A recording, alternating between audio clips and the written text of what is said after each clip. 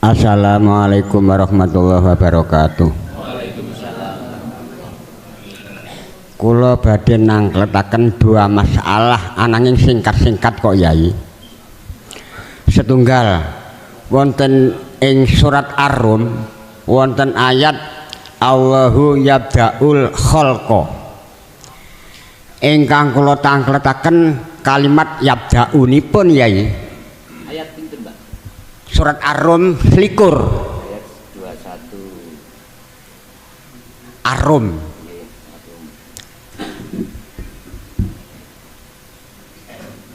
Lanjut.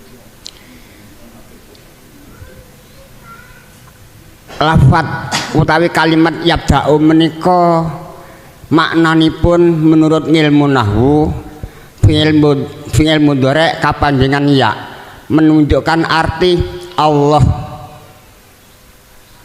Ananging kalimatipun kok ngangge wawu tanda jamak. Menurut tatanan ilmu nahwu saking ibtida sanawiyah aulia nggih. Nah, yen maknanipun mufrad kalimatipun nggih kedah mufrad Yai. Ananging menika maknanipun mufrad dhateng Allah fi'il mudhari' ngangge ya. Nanging kalimatipun kok ngangge wawu alif tanda jamak. Menika mohon jenengan jelasaken. 21 wa min ayatihi niki ya. Insyaallah ngoten. An khalaqalakum min anfusikum azwajan litaskunu ilaiha wa ja'ala bainakum mawaddatan wa rahmah. Dados ingkang kula tangkletaken maknanipun yabda'u. Yabda'u. Nggih, yabda'u ngangge ambiah. Ar-Rum bukan 21, Pak. Oh nggih, ingkang penting Ar-Rum utawi lintunipun kathah kok, Yai.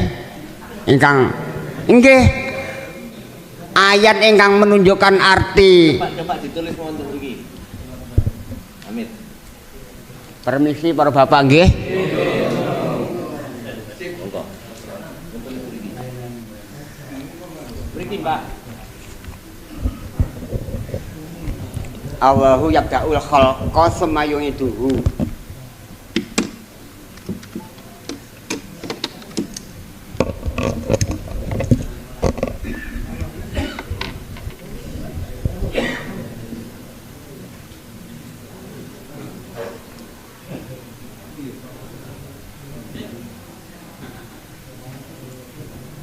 Allahu yabda'u. Yabda'u. Nggih, Pak. Kan ngawiti gawe makhluk al-khalqa ngoten nggih. Nggih, pun. Namung terus ingkang kula tangletaken yabda'unipun, Pak. Yai. Iya fi'il mudhari' menika menunjukkan arti mufrad. Nggih, mufrad. Nggih. Apa kok jamak ngono? Kenging napa kalimatnya kok ngangge tanda wawu jamak. Ah nika mohon jenengan. Nggih. Nomor kalih jenengan uraikan perbedaan antara Rabbun lan ilahun wahid. Rabbun ingkang penting Rabbul alamin, Rabbus samawat lan Rabbun napa kathah.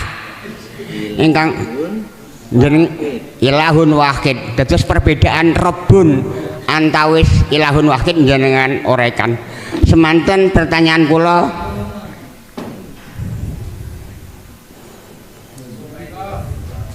Nggih. Rabbun niku pangeran, ilahun wahid nggih pangeran kang suwiji niku jenengan uraikan. Sampun semanten. Wassalamualaikum warahmatullahi wabarakatuh.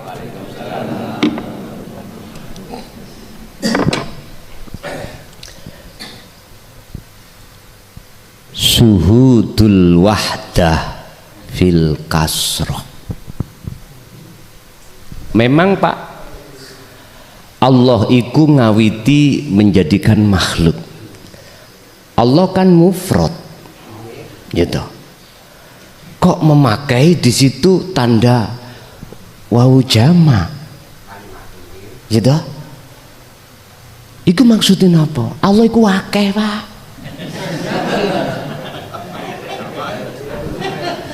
Pun dipotong. Pun ngamuk, Pak. Kula biyen saya dulu juga diseneni Mbah Khozin Pondok Ringin Agung Riyadh. Kula takok, "Mbah, Pondok Ringin Agung itu Kediri. Gusti Allah wujud iku ya napa?" Kula dipisui dawan ngoten. Allahku iku ahad, tapi Allahmu iku wakeh. Lah bingung sih Pak kula. Pun, kula jelasne nggih. Jamak iku menunjukkan Allah itu di mana-mana. Makanya di dalam Al-Qur'an kalau mengatakan keakuannya Allah tidak memakai mutakalim saja, tidak memakai mufrad aja, tapi juga memakai nahnu, kita. Kadang ya memakai muannas. Mungkin kalau buka wa nahnu aqrabu ilaihi min hablil. Lah Gusti Allah kok pakai nahnu toh? Jare Gusti Allah iku sitok mufrad. Lho kok akeh? Nggih, kok akeh? Nahnu kan kita.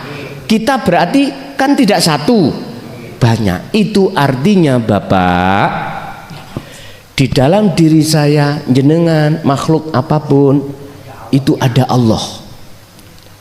Seakan-akan Allah itu banyak.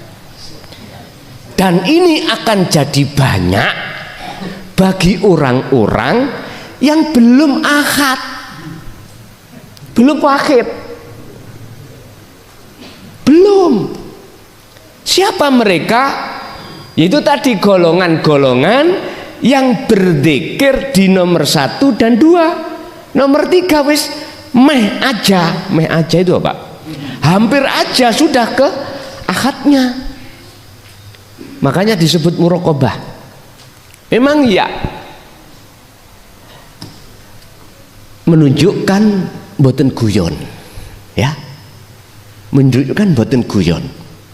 Nyun sewu, sebetulnya miturut nahwu iki salah. Nggih. Tatanan ilmu nahwu boten parang niku. Nggih. Mulai jurumiyah sampai Jawahirul Maknun enggak mboten angsal. Ya, jurumiyah, Amriti, Alfiyah Ibnu Malik, terus Jawahirul Maknun mboten angsal. Inilah mutu firman Allah itu, mengapa manusia tidak bisa membikin satu kalimat yang bisa menandingi satu ayat saja, nggak bisa. Mungkin dibuka di dalam surat Ali Imran ayat 7. Tadi saya singgung dengan salah satu jamaah di dalam kamar tentang setiap ayat itu ada makna firman Allah muhakkamah dan mutasyabihah. Kalau mutasyabihah udah nggak bisa dipikir coro akal lagi, sudah bisa. Yang tahu takwilnya adalah hanyalah Allah. Tak buka rahasia nih. Ngeten lho Pak. Tapi bukan berarti saya menggurui lho, mboten lho nggih. Kita di sini semua belajar, ya. Makanya ono salah ya sampean tegur, ngeten lho. Mengapa di sini ada jamak? Karena Allah itu banyak. Dikatakan banyak, tampilan secara fisik di mana-mana dan tidak kemana. Tapi jangan kau anggap banyak. Jangan. Terus bagaimana caranya kita untuk tidak mengatakan bahwasanya Allah banyak? Syuhudul wahdah fil kasroh. Kalau dalam Al-Quran tadi nih, faktulu anfusakum.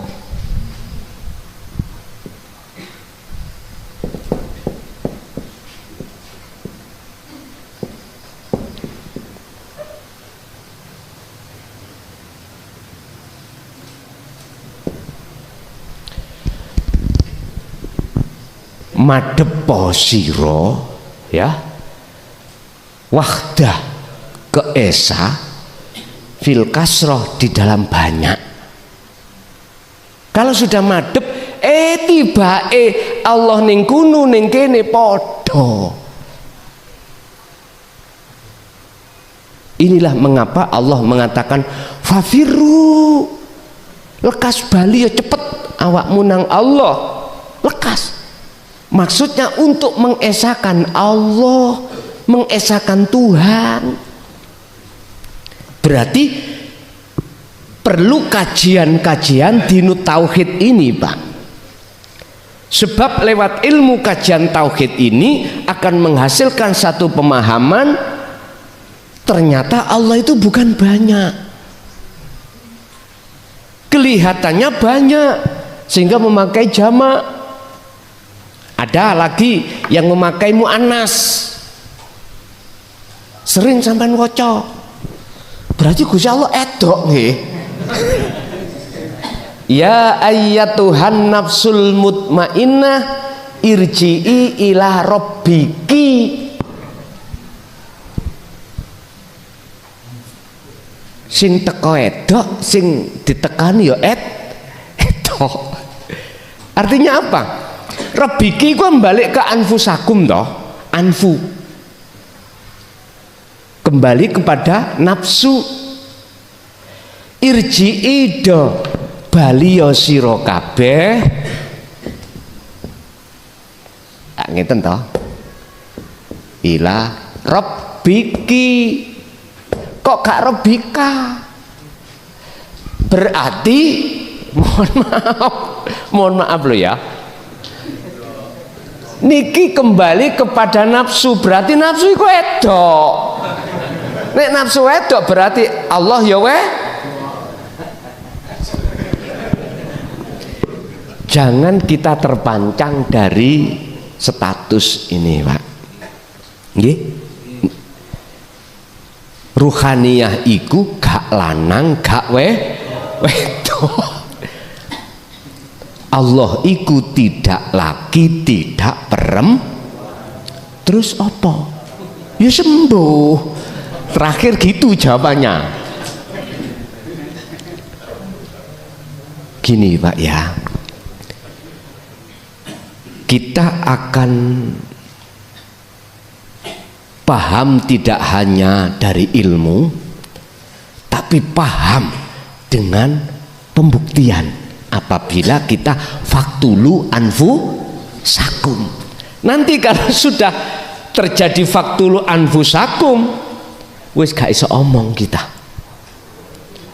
Oh iya, gitu aja.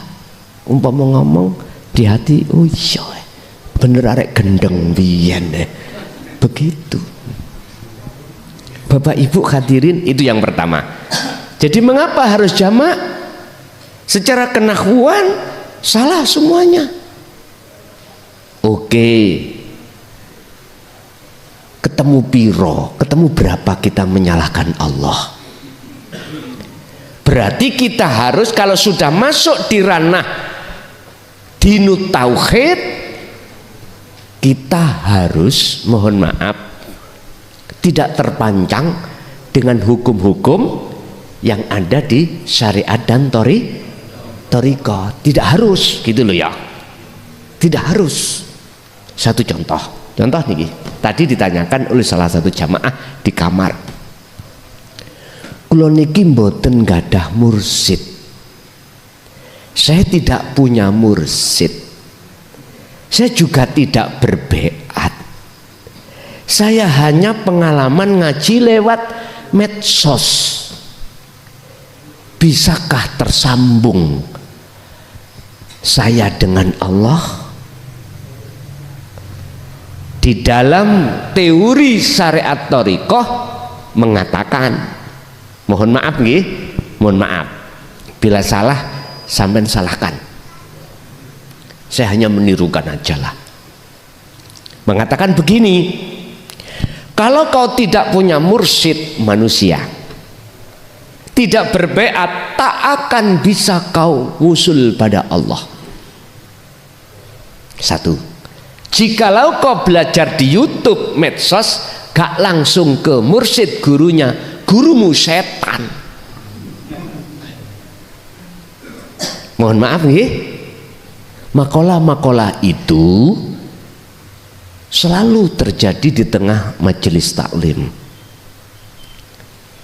yang basisnya belum kerana hakikat makrifat. Lah sekarang saya jawab dari kacamata hakikat. Allah dulu dengan sekarang sama ndak? Kalau sama, Allah mengendaki apapun bisa nggak? Zaman dulu dengan zaman sekarang, kalau bisa ya sudah. In aroda syai'an ayyakula lahu kun. Sebab nanti kalau kita bantah jawabannya begini, oh iya kalau nabi, kalau rasul bisa terjadi seperti itu, kita itu siapa? Sampah kita, nggak mungkin. Ya sudah, aku mau geger Pak ya, mau geger. Sejak kapan jenengan membatasi kekuasaan Allah? Kalau seperti itu. Yang kedua, sama nggak Allah dulu dengan sekarang? Kalau menurut Anda tidak sama, ya logika. Kalau menurut saya, Gusti Allah nggak pernah ganti kok. Huwal awalu wal akhir. Pun wis tidak saya dowo-dowokan ulo. Udah. Jadi itu maksudnya jenengan ini disuruh masuk keahatan di dalam banyak, sampai bisa mengahadkan dari ahadiyah tadi. Caranya apa yang hidup pada setiap makhluk siapapun, jangan pernah jenengan ini mengatakan ada dua. Jangan. Hidup yang di si A si B sama. Sama. Coba kita masuk di dalam Asmaul Husna Pak ya. Ada 99 yang ditulis dalam Al-Quran, nggih? Mulai Ar-Rahman, Ar-Rahim sampai As-Sabur 99. Lah banyak tau niku. Sampai kokup. Apa kokup itu Pak? Sampai ringkes lebok nonang asma Allah. Ini ki satu di dalam banyak, namanya ahad. Sampun dong Pak. Tetap kalau kita gecokan nahwu mboten setuju. Yabda'u teng mriki mboten setuju karena kembalinya ke Allah. Allah berarti banyak ya. Wis pikiran cara ilmu model ya apa mboten saged ketemu. Ben ketemu wis babano ojo dipikir. Jangan dipikir. Lah apa pusing-pusing ndelok bojo cerewet gak usah dipikir. Ora usah dipikir sebab ada yang mikir sendiri, ada yang noto sendiri. Allah dhewe sing mikir iku kok. Lah apa wae melu ngatur. Memang dari sisi muhakamah gak cocok Pak, mboten cocok. Nggih leres. Kedah ngoten mangkane kula buka sesi tanya jawab iku seperti ini. Jadi apa? Buka bundelan niki wau. Niki kalau dilihat dari sisi hakikat gak salah Pak Allah itu. Karena Allah itu di mana? Mana pun yang pertama. Yang kedua terkait Rob, ilah, wahid. Ini nakiroh, bahasanya umum. Rob ini artinya untuk agama apapun. tidak hanya umat Islam. Contoh Al-Kahfi, sering Allah mengatakan, jikalau kamu ada harapan ingin bertemu Tuhannya, wa mangkana yarju liqa'a rabbihi, berarti ini tidak hanya untuk umat Islam, ya, untuk seluruh agama apapun. Jikalau kau ingin ketemu Tuhanmu, apa di situ? Falyamal amalan sholihan. Ini tidak sampai bahas, tidak. Rob ini adalah Tuhan, maknanya, ya, Tuhan yang mengarah kepada seluruh umat manusia. Cuman di dalam Rob ini ada sesuatu yang rahasia. Ada mana? Wahid atau ahad? Atau ahad? Tadi wahid ya. Oke. Maksudnya tunggal. Di dalam Tuhan itu ada ahad atau keesaannya. Kalau nama banyak, Islam Allah, Nasrani apa itu, ya Hindu, Buddha apa, udah semuanya Rob. Tapi kalau masuk ke substansinya, wahid atau ahad, itu harus didorong dulu dengan ilmu pengetahuan tentang ketuhanan. Makanya ya ayuhan nas ittaqu rabbakumul ladzi khalaqakum, bertakwalah kau kepada Tuhanmu. Artinya manusia siapapun, agama jenengan dimanapun, jikalau dalam agamamu tidak ada keilmuan yang mengajarkan keesaan, mohon maaf, saya peringatkan, keluar. Carilah agama yang mendidik dalam dirimu tentang keesaan Tuhan. Niki miturut hemat saya, tapi tidak harus diikuti loh, mboten to nggih? Karena pertimbangan jenengan ini mumpung sebelum kematian datang. Ilahan iku ya cara basa jenengan pangeran to ya. Pangeran tidak jauh berbeda dengan Rob, Tuhan. Asyhadu, saya bersaksi, la ilaha, tidak ada Tuhan yang wajib kusembah illallah, kecuali ilahan, pangeran. Artinya Pak, mohon maaf, janganlah di dalam hatimu itu ada selain Allah. Wong Islam, janganlah dalam hatimu ada selain ahad. Lah, untuk mencapai ke ahad ilahan, ya, di dalam ilahan itu ada ahad, otomatis diperlukan pendidikan tauhid untuk bisa sampai di situ. Nantinya akan ketemu, orang Jawa mengatakan urip. Kita itu laksana Pak, radio rusak, bejat, ora iso muni, berbagai masalah. Apakah diodenya itu sudah terbakar, elkonya sudah terbakar, gelang-gelangnya sudah aus, IC-nya aus, elkonya aus, berbagai macam persoalan. Untuk Anda bisa tidak menjadi radio bejat rusak, yo harus jenengan dandani. Lah jenengan dandani harus bermodalkan ilmu elektro. Kalau gak modal elektro, sampai kapanpun bingung Pak. Ayo maksa jenengan benahi, tidak muncul suaranya hidup, enggak, malah muncul blue.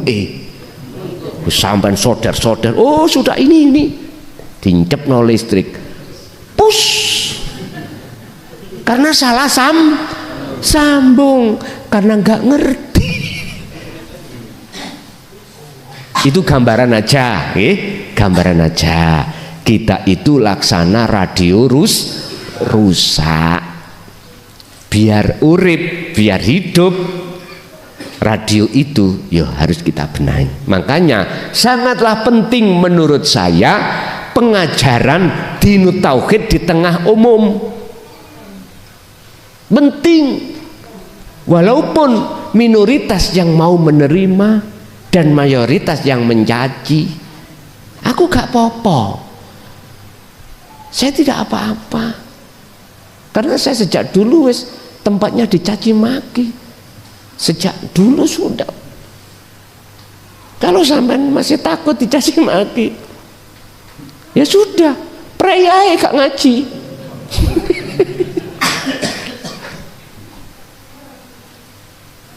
Aku oke, budal, jenengan gak oke. Ya malah enak aku. Malah enak saged badminton. Aku yakin kok Pak, di daerah manapun awalnya memang begitu. Tapi kalau mau meresapi, menghayati ajaran-ajaran tentang ketauhidan, justru malah menjadikan hati adem, damai, gak gampang muring-muring, gak gampang menghina orang, gak gampang menyalahkan orang, lah gitu toh. Karena jenengan sudah tahu segala hal apapun yang muncul dan timbul datangnya illa bil la haula wala quwata illa billah. Ngapunten lho Pak ingkang kuwata, saya katakan di sini tidak ada guru dan murid, kita sama-sama belajar. Nggih. Wonten melih, monggo.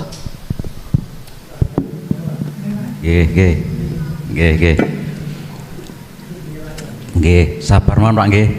Monggo kalih jajanan niku disambi Pak nggih. Niki Guson nggih perlu merokok. Mosok sak sedotan didek. Monggo Gus unjukane Gus nggih. Santai mawon Pak nggih, monggo. Sambi kalih ibu-ibu mangke mantun niki ada kesempatan monggo dipersiapkan pertanyaannya nggih. Monggo pertanyaan berikutnya dari mana Pak? Kula saking Tempurjo, Ambulu Wetan tasik. Kula badhe pitaken.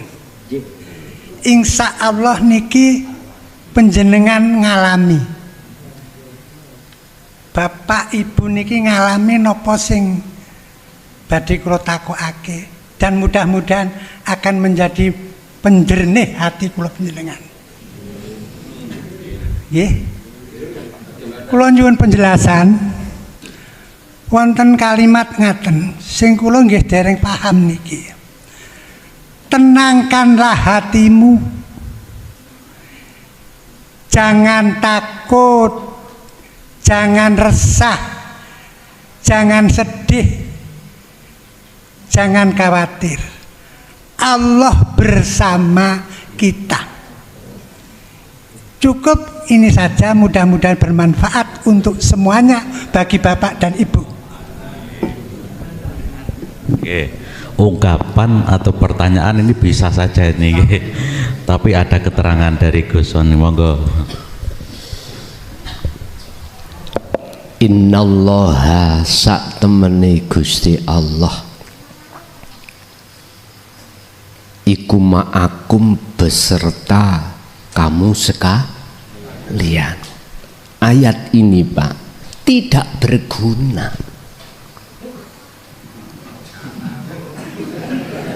bagi siapa. Nah ngoten lho, mumpun diputus.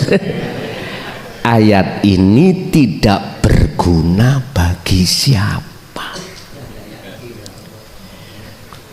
Mohon maaf, Sering Pak, memang itu dibaca, sering kita dengarkan.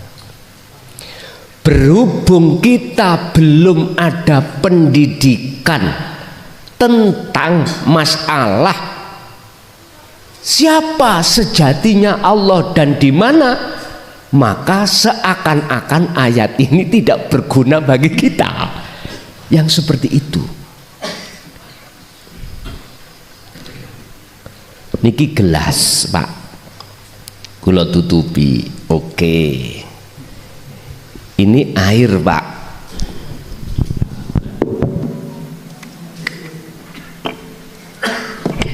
Yun sewu mohon izin masuk berapapun kali berapapun, berarti air itu mboten berguna bagi gelas yang tertutup. Innalladzina kafaru, sak temene wong sing padha ingkar dengan air. Berarti sesungguhnya gelas yang ngingkari air tadi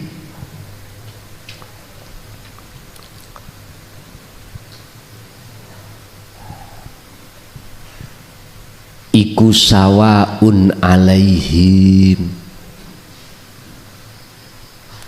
podoai mereka itu baik aandar tahum amlan tundirhum, dikasih air atau tidak dikasih air, iku layu minun, tidak bisa masuk, nggak percaya. Berarti ayat itu tidak, seakan-akan tidak berguna bagi hati yang tertutup, bagi hati yang tidak percaya.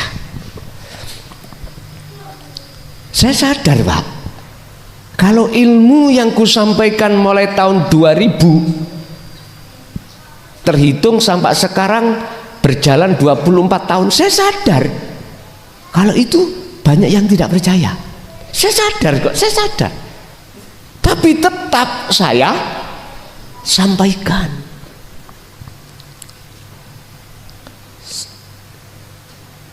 Sehingga banyak mereka yang tidak percaya justru malah mencaci, mengatakan itu pengajaran yang nggak benar. Sebetulnya sadar saya, tapi mengapa kok saya teruskan aja? Sampai saya tidak hitung waktu, tenaga.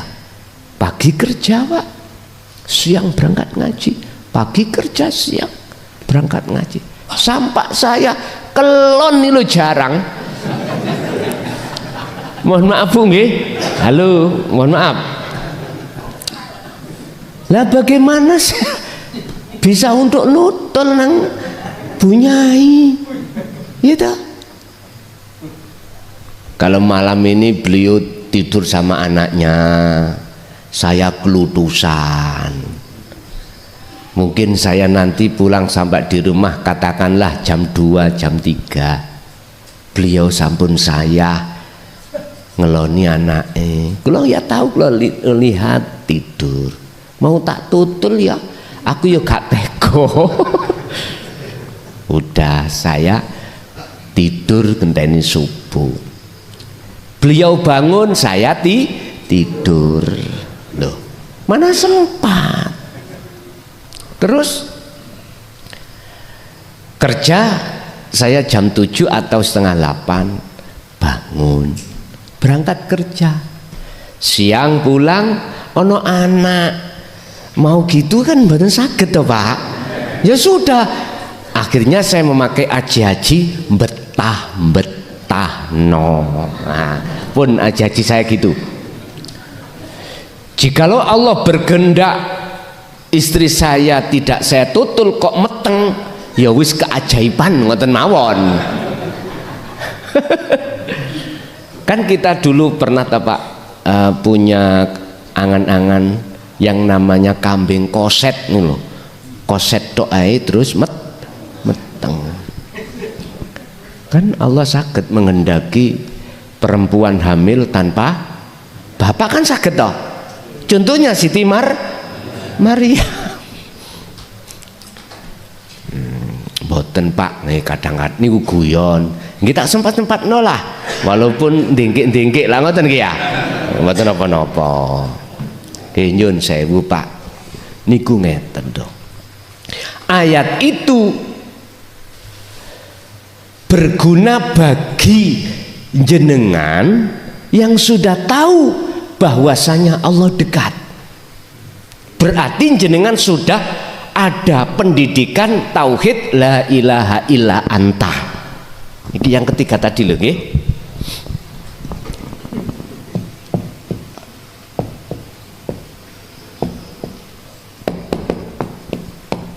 Anta berarti kan jenengan, engkau berarti kan di depan. Kita bicara pada orang lain, bahasa kamu berarti orangnya ada di dekat nggih. Beda la ilaha illa huwa. Jauh Pak. La ilaha illallah nama. Assalamualaikum Pak Ji. Pak Haji. Namanya Pak Abdullah. Pak Abdullah, assalamualaikum. Selama belum ketemu, saya panggil nama. Tapi kalau sudah dibuka lawangnya pintunya oleh Pak Haji Abdullah, gak mungkin manggil namanya. Sekarang kita sudah di titik la ilaha illa anta, hakikat. Baru Allah terasa ayat itu pasti akan berguna. Sesungguhnya Allah itu selalu bersamamu. Buktinya apa?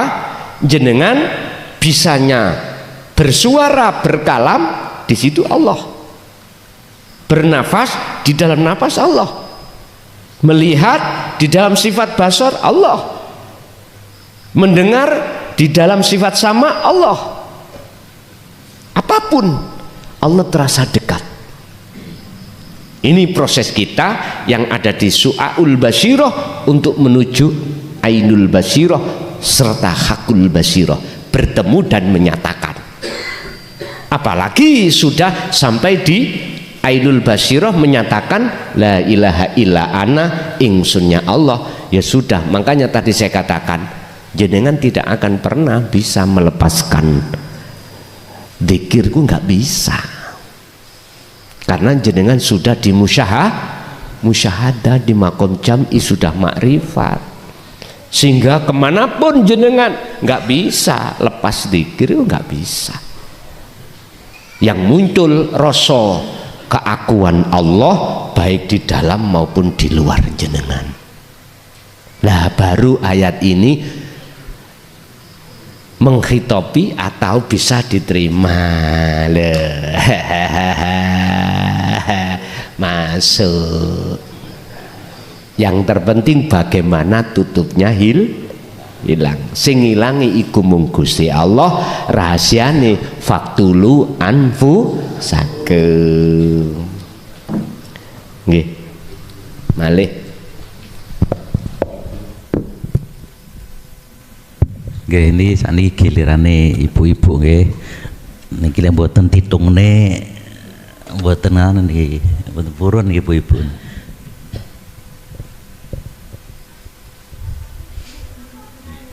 Ini dari ibu-ibu, monggo ada kesempatan untuk bertanya. Silahkan. Busus wonten busus. Wonten nggih. Nggih. Nggih.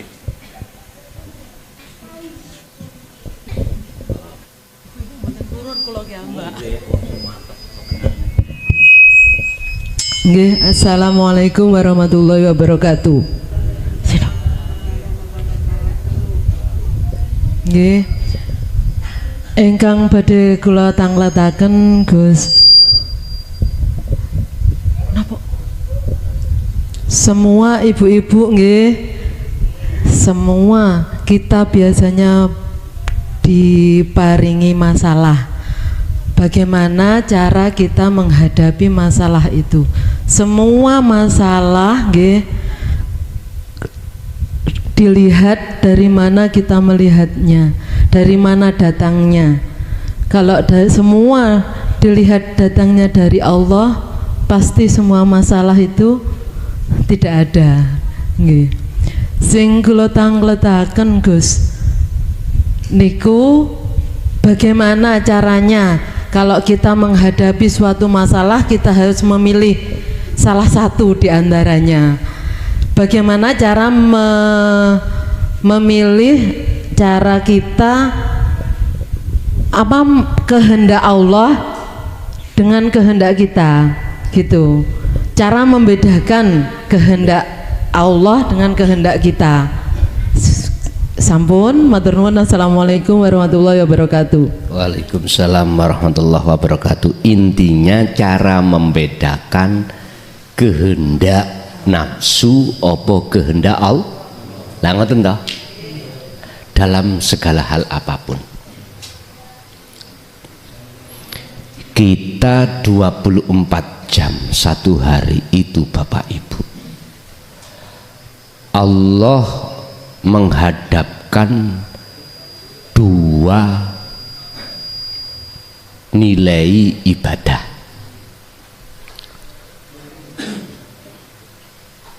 Pertama ibadah murni, yang kedua tidak murni. Murni yang kumaksud adalah contoh sholat, zakat, poso, haji, maca Quran dan sebagainya. Murni semuanya, ibadah yang bersifatkan murni. Yang kedua yang tidak murni, berarti segala hal masalah, segala hal aktivitas selain daripada itu, makan, minum, merokok, berjalan, apapun itu sudah. Di situ ada satu pilihan dan ada dua jalan. Tinggal kita memilih di antara dua jalan, apakah jalan yang kedorong nafsu, intinya jalan yang menuju bertemu nafsu, ataukah jalan yang menuju bertemu Allah yang disebut sabilillah. Sebelum kami terangkan satu persatu, jenengan pilih yang mana bukan urusan saya, ngaten nggih? Tapi keduanya itu punya konsekuensinya masing-masing. Pertama, yang disebut itu berjalan di atas jalan nafsu, atau itu dimaksud kehendak nafsu. Bagaimana tandanya? Ketika saat hati jenengan muncul rasa makhluk yang segala-galanya, berarti itu jalan nafsu. Walaupun sholat, walaupun zakat, saya tidak mengatakan yang di luar murni loh ya, yang murni aja. Bahkan kita korban. Kok di dalam hati ada muncul rasa iman makhluk yang berperan, makhluk yang memiliki, makhluk yang bisa ini bisa itu, maka jelas itu nafsu. Makanya jangan heran jenengan ketika sholat disunahkan membaca doa iftitah sebelum membaca Fatihah. Nggih mboten? Maca tok. Tapi prakteknya ora pekpuk. Tahu pekpuk ini? Mbo ya bahasa Indonesianya pekpuk itu apa ya? Sama saja. Kalau boleh saya katakan, dari mafhum mukhalafah surat Al-An'am 79 itu kita itu menghadapnya samawati wal ard. Saged kula gosok niki? Saged nggih?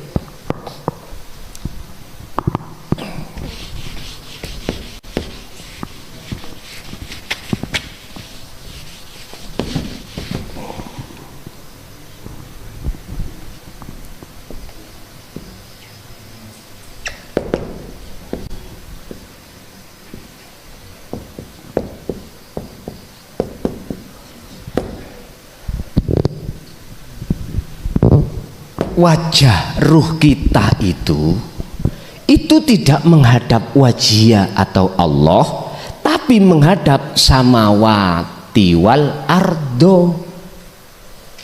Makanya jangan heran kalau kita waktu sholat ati iki eling babakan urusan dunya. Mafhum mukhalafah dari maksud ayat 79, jikalau kita itu menghadapnya terhadap ini selain Allah, maka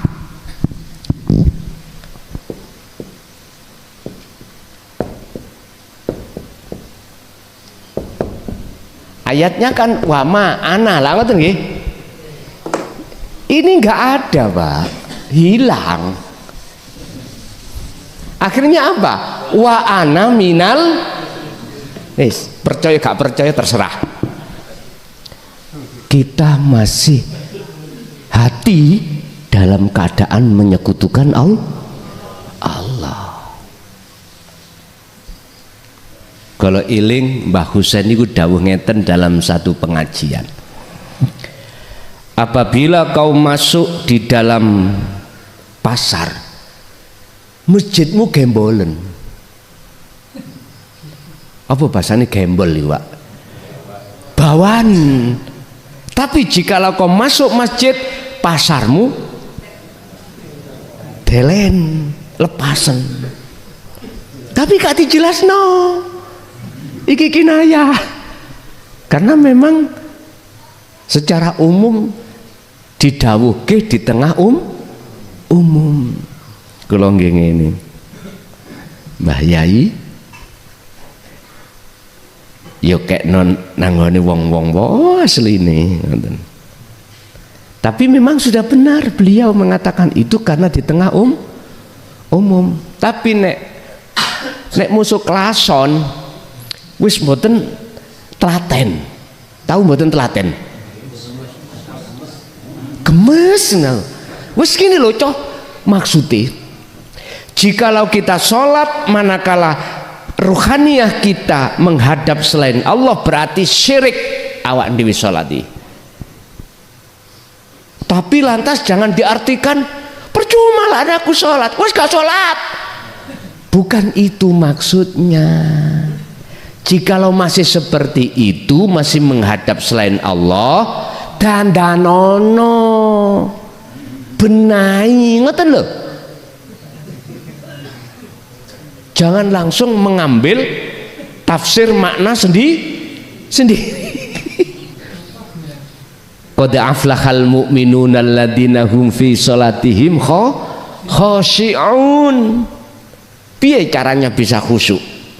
Lah, akhirnya mohon maaf, kata Rasul, fattabi'uni, ikut aku.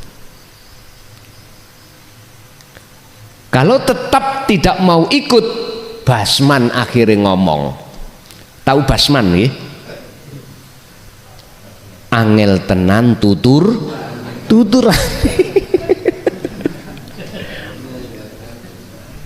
Allah ya Karim.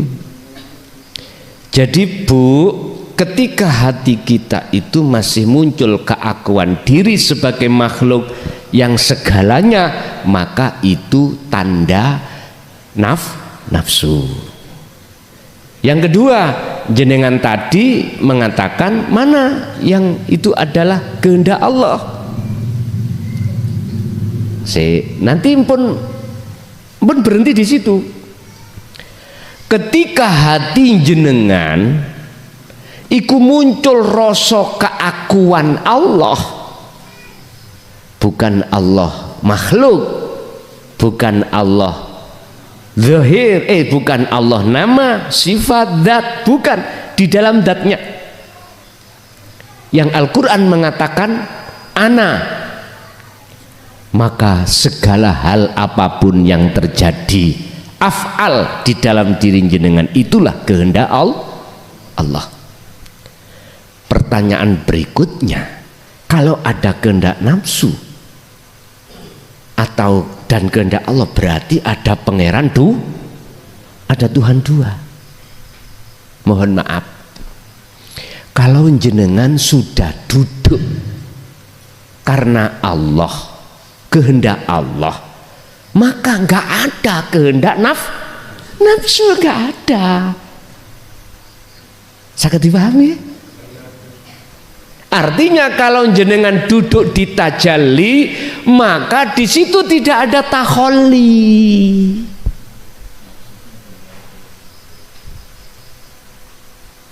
Untuk menuju tajalli kan prosesnya tahalli, bukan takholli loh, tahalli, pembersihan keakuan diri sebagai makhluk yang bisa apa-apa dan lain sebagainya. Itulah faktulu.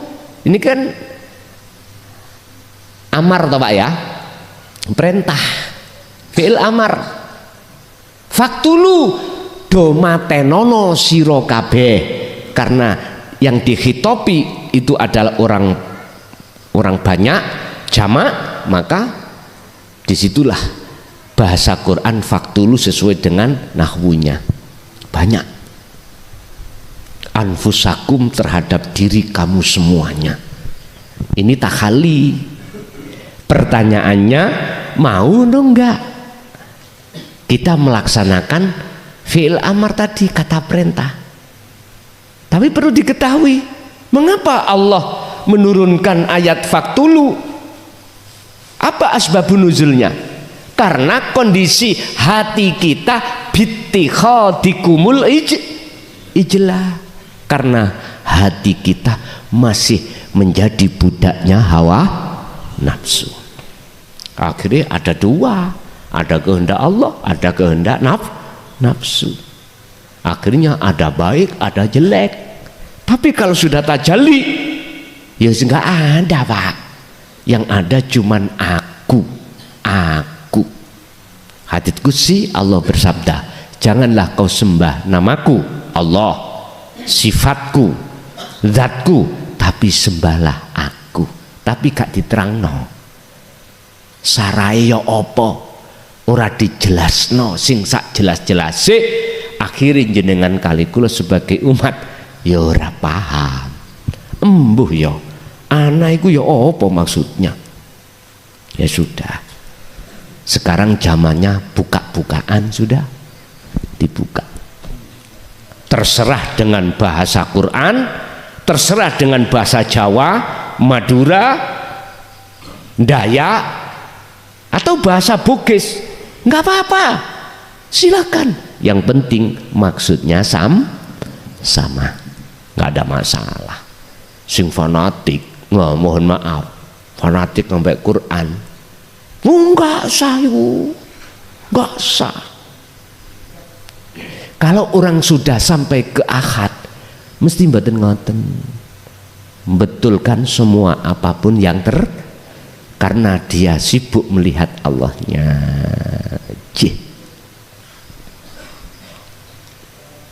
Nggih. Bu, jelas nggih? Nggih. Nggih.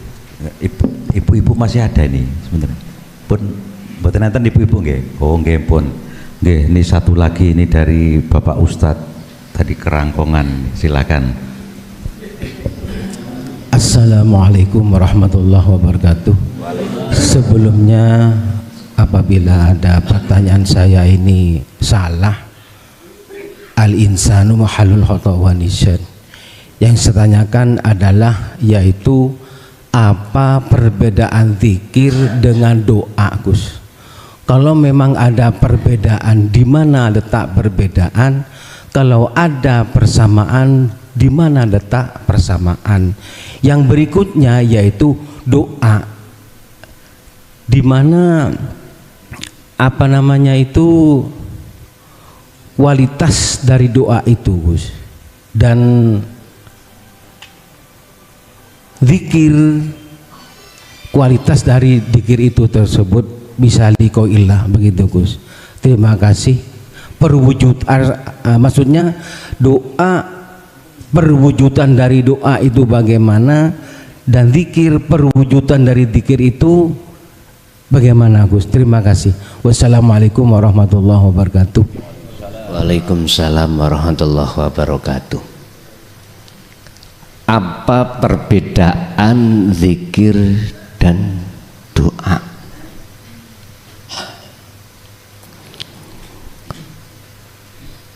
Terus letak perbedaannya di mana? Lalu apa ini? Persamaannya di mana? Bon. Doa dan zikir. Saya kupas dulu dari kacamata syariat. Doa itu memohon. Olehnya memohon karena didasari kebutuhan.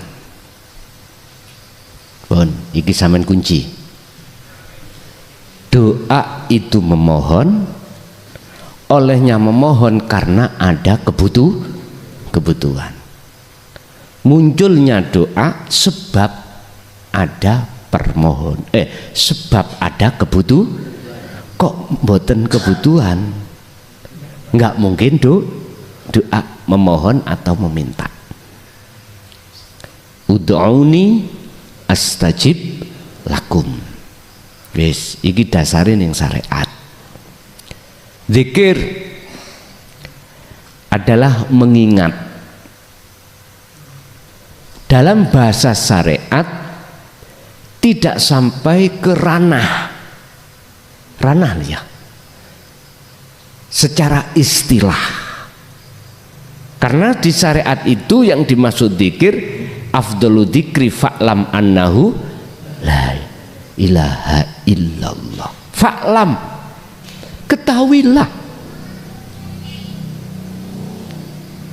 Jadi cukup saya membaca, ya sudah, Allah la ilaha illallah, sudah dzikir. Mana letak perbedaannya? Ya jelas beda. Secara syariat, kalau berzikir adalah mengucap, kalau berdoa meminta. Terus manakala kita tarik dari sisi kacamata hakikat bagaimana? Lah ini nanti ketemunya di situ.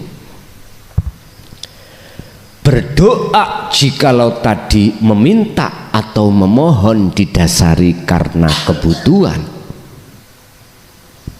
hakikatnya apa mungkin sesuatu yang fana itu punya kebutuhan? Halo? Gak mungkin dong?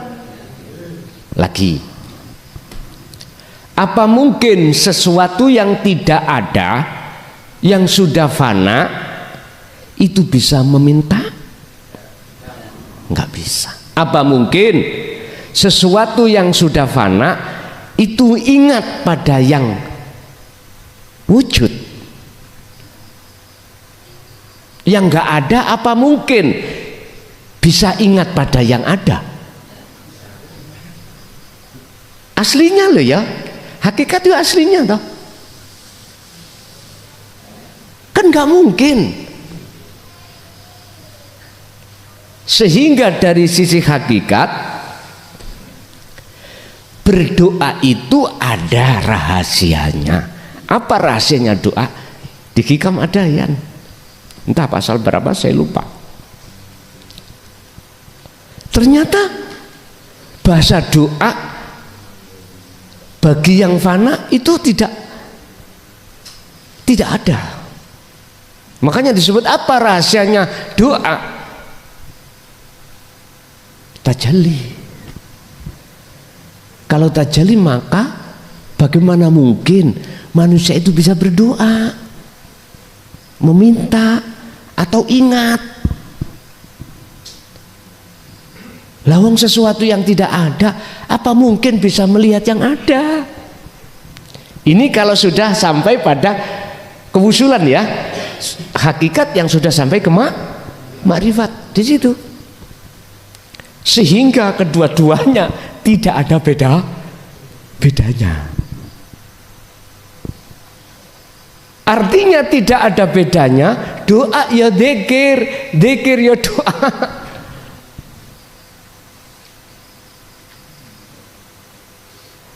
Ketika berzikir dijadikan sebagai kendaraan untuk makrifat pada, ketika berdoa dijadikan sebagai kendaraan untuk bertemu Allah. Berarti letak bersamanya itu tidak ada bedanya itu secara hakikat bagi mereka sebagai kendaraan. Nah, letak perbedaannya apa? Sebutan. Kita urai. Kalau doa memohon, sebutan doa. Dzikir mengingat, sadar bahwasanya semua itu karena Allah. Lah ini kan prosesnya dzikir, ya dah. Mana bedanya? Nggak ada bedanya, semuanya sama. Tapi kalau sudah sampai di wilayah ahad musyahadah, semua itu nggak ada bedanya. Jenengan yang sudah sampai di sini, mana perbedaan jalan dan tumpaan? Hah? Sampai pakai mobil, apa bedanya dengan pakai sepeda? Kalau sudah di sini nggak ada bedanya, karena sudah sampai parkir semuanya. Jalan yang jenengan lewati, mohon maaf, yang lewat timur, lewat barat, kalau sudah di sini mana bedanya? Nggak ada. Tadi itu saya setengah bingung, Pak, lewat jalan yang bukan biasanya, karena map posisi saya dari Banyu, biasanya lewat selatan, sawah-sawah. Tadi enggak, lewat jalan alus-alus, entah gunung-gunung, pinggir gunung tadi itu. Ini apa? Ya nggak tahu. Ujuk-ujuk dari arah sana tadi, sit langsung sini. Hadi coro kulo sarungan mang ya, tasik kulo muntel-muntel tok ngene. Kulo kinten saya kira masih jauh, sik muntel-muntel. Tadi tak gecoki mang, umpama kulo coplok melorot. Tapi sualan kulo. Nah. Jadi Pak, di situ secara hakikat tidak ada perbedaannya di situ. Nggih. Terus yang kedua, kualitas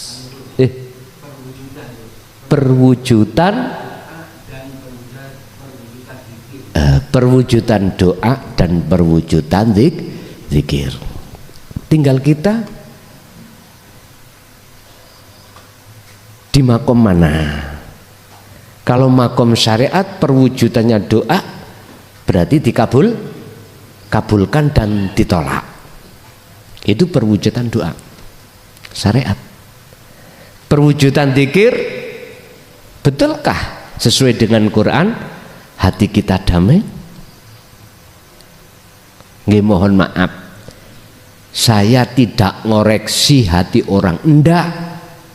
Saya ngoreksi hati saya sendiri atas pengalaman yang sudah terjadi. Ternyata bagi saya, boten jenengan, apa yang saya doa dulu, mohon maaf, nggak ada perwujudan sesuai dengan ud'uni astajib lakum. Apa yang saya dzikirkan tidak sesuai dengan perwujudan yang Allah katakan tatmainnul qulub. Mestinya saya harus koreksi, sebab apa ini? Lah gitu toh. Jadi perwujudan astajib lakum tidak ada, menjadi hidayah enggak, tapi justru malah menjadi istidraj, pengelulu Allah. Dzikir juga begitu, tidak sesuai. Bagaimana saya beragama dengan tentram kalau seperti ini terus? Bagaimana saya beragama dengan nyaman yang tidak menyalahkan orang lain kalau seperti ini terus? Ini koreksi diri loh Pak ya, kula loh ya. Saya dilarang untuk koreksi orang lain. Saya koreksi diri, saya berani mengoreksi karena pengalaman. Saya katakan ternyata nggak bisa. Ketika jenengan kali kula sudah yastami'unal qaula lalu wayattabi'una aksanahu, baru terbukti munculnya perwujudan doa dan dzikir. Apa? Hidayah. Perwujudannya doa, bukan istidraj, bukan hasil secara syariat, tapi hasil secara hakikat, yaitu hidayah. Nah, dzikir hasil secara hakikat, dzikir di situ adalah keahad. Barulah di situ sesuai dengan Qur'annya tatmainnul. Ingat, inna auliya Allah la khaufun alaihim walahum yahzanun. Di situ letaknya.